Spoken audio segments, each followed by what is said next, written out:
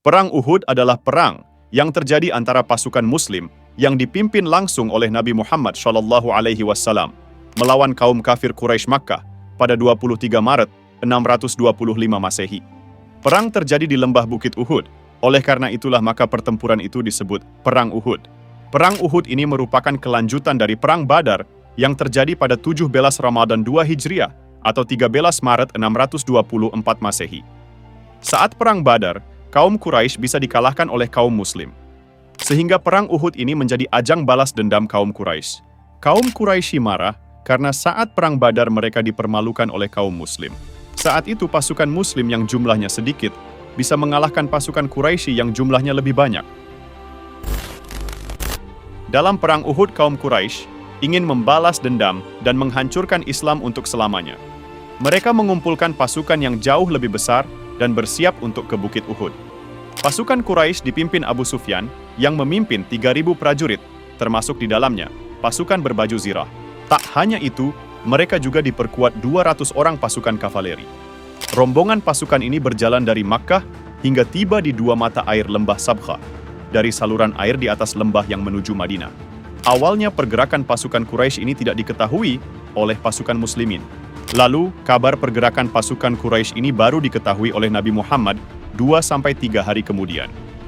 Nabi Muhammad mengetahui informasi bahwa Madinah sedang berada dalam ancaman setelah mendapatkan kabar dari Abbas, pamannya yang masih di Makkah. Pada akhirnya, Nabi Muhammad berunding dengan pasukan Muslim untuk menentukan strategi. Karena pasukan Quraisy lebih kuat dan terlatih, maka Nabi pun mengusulkan untuk tetap bertahan di dalam kota. Nabi memilih bertahan bersama tentara Muslim yang terdiri dari 700 infanteri, 50 pemanah, dan 4 penunggang kuda. Selain itu, dengan memanfaatkan kondisi geografis, Nabi menempatkan 50 penembak jitu dan pemanah di lereng Gunung Uhud. Strategi bertahan ini memberikan pertahanan bagi Muslim. Nabi memerintahkan agar para penembak jitu ini tidak pernah meninggalkan pos mereka apapun situasinya. Pada awal pertempuran, para pemanah jitu itu disiplin seperti perintah Nabi. Mereka bahkan memukul mundur para pasukan Makkah. Namun situasi berbalik, para penembak jitu yang ditempatkan di lereng Bukit Uhud turun untuk merampas harta pasukan Makkah yang telah tewas. Mereka lupa pada perintah Nabi. Akibatnya jumlah pemanah jitu yang bertahan di posisi strategis di atas bukit makin sedikit. Sementara pasukan Muslim yang turun ke lembah dalam posisi terancam, sasaran empuk bagi kaum Quraisy. Melihat kelemahan di pasukan Muslim, tentara Mekah memanfaatkan kesempatan tersebut. Mereka mulai berkeliling gunung dan menyerang kaum Muslim dari belakang. Kejadian itu banyak membuat pasukan Muslim melarikan diri dan mundur dari pertempuran, meninggalkan Nabi dan para sahabat setia dan pengikutnya. Karena ulah ini, banyak umat Islam yang terbunuh dalam Perang Uhud.